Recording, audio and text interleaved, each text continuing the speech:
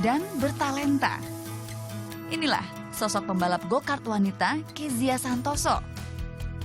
Berawal dari tantangan teman untuk balapan di arena permainan go-kart, gadis 17 tahun ini pun memulai debutnya di dunia balap sirkuit sejak tahun 2010. Baginya, menjadi pembalap go-kart tak sekadar adu kecepatan, tapi dedikasi penuh untuk selalu melatih fisik.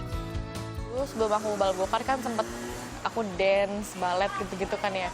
Terus boom, tiba-tiba go-kart. Awal mula go-kart lebih susahnya diadaptasi karena tracknya juga kita harus adaptasi track berbeda. Terus harus bisa ngerti settingan go-kart yang bagus. Tantangan bermain go-kart yaitu melawan rasa takut. Risiko cedera juga ada di depan mata. Meski baru 6 tahun berkarir, Kezia telah mengukir segudang prestasi go-kart nasional maupun internasional. Antara lain, urutan ke-10 dalam Euromax Challenge di Perancis, serta juara 3 kelas senior max di turnamen nasional go-kart eShark 2015. Namun turnamen yang berkesan baginya di tahun 2013, Kezia meraih juara 1 turnamen junior Asia Max Challenge di Malaysia. Karena prestasi inilah, ia diberi gelar Sri Kandi Go-Kart Indonesia. Paling mengejutkan juga bagi diri aku sendiri, aku tuh di kejuaraan Asia, itu baru tahun pertama aku ikut kejuaraan Asia, dan itu aku belum pernah podium, belum pernah top 5 kan ya. Terus waktu itu sempat balapan, itu ada 34 pembalap yang lain, dan aku cewek satu-satunya, terus boom, tiba-tiba menang. Itu semua orang kaget, aku juga kaget sendiri.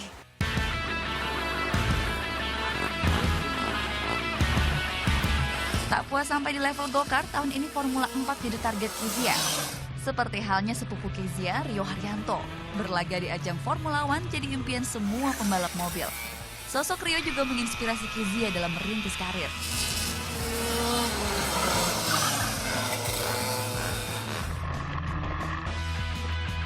Go-kart merupakan salah satu jenis olahraga otomotif seperti halnya Formula 1.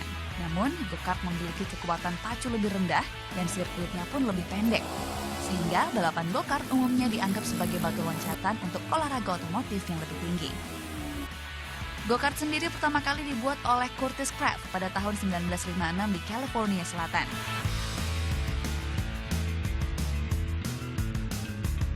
Kini, teknologi pembuatan go-kart juga sudah merambah ke Indonesia.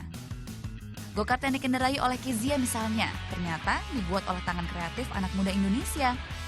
Dialah Antok Suryanto, salah satu produsen yang berada di kawasan industri Jababeka, Cikarang, Jawa Barat.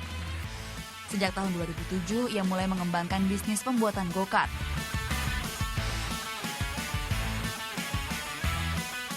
Kita juga membuat dari proses awal dari pembuatan sasisnya, dari desainnya, dari spare part yang nempel di sasis tersebut kita coba bikin, kecuali kita masih impor di bumper, di velg, sama gearbox, sama engine. Bengkel ini fokus pada pembuatan go-kart pemula, sehingga semua materi dirancang lebih tebal dan kuat agar lebih tahan benturan. Tak sekadar merakit, semua proses go-kart dikerjakan sendiri bersama tim mekanik. Dari desain, membuat material atau spare part, rangka, pemasangan mesin, dan sistem penggerak hingga aksesoris. Kita basicnya sebenarnya dari go-kart racing, tapi kita kuatin. Nah, seperti itu. Yang kita tes di sirkuit Sentul juga tidak ada masalah juga. Jadi secara kualitas juga kita bisa pertanggungjawabkan juga, karena kita weldingnya pakai TIG welding, tungsten inner gas, kita atau istilah awamnya kita pakai las argon. Nah, itu cukup kuat juga untuk frame sendiri. Kuncinya sebenarnya di sasis, itu yang relatif susah. Karena kalau sasis ini tidak benar, kita akan kesulitan handling. Go-kart buatan Indonesia ini pernah diuji dalam turnamen balap Jet Sunday Race tahun 2011. Hasilnya, go-kart mampu melaju hingga 500 lap. Sederet nama pembalap go-kart nasional pun pernah mengendarainya, seperti Kinan Santoso, Kezia Santoso, Silvano Christian, dan nama-nama lainnya. Meski demikian, mobil balap ini hanya dikerjakan sesuai pesanan, sehingga pemasarannya baru sampai ke berbagai wilayah Indonesia. Hal ini karena terkendala sertifikasi internasional yang belum didapatkan. yang jelas mungkin dana yang cukup besar untuk itu. Terus kita juga harus kirim go-kart ke sana, terus kita juga minimum produksinya sekitar 70 sasis. Satu unit go-kart dibanderol dari 25 juta hingga 35 juta rupiah, tergantung desain dan kerumitan sistemnya. Untuk kualitas, inovasi karya anak bangsa ini tentu tak kalah dengan go-kart impor lainnya. Farhana Khalid, Aji Dwi Pramono melaporkan untuk NET.